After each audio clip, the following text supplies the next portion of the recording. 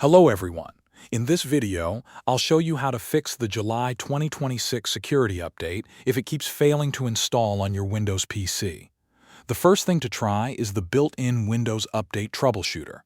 Open the Settings app, then go to System, select Troubleshoot, and click Other Troubleshooters. Find Windows Update in the list and click Run. Windows will scan for common update problems, repair corrupted update components, clear the temporary update cache if needed, and apply any fixes it finds. If the update still fails to install, you can install it manually. Open your web browser and visit the Microsoft Update Catalog website.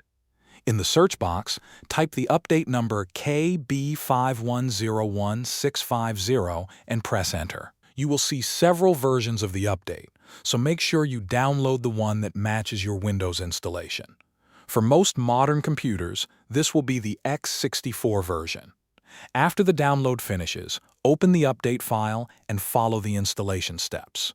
When the installation is complete, restart your computer to allow Windows to finish applying the security update. Thanks for watching.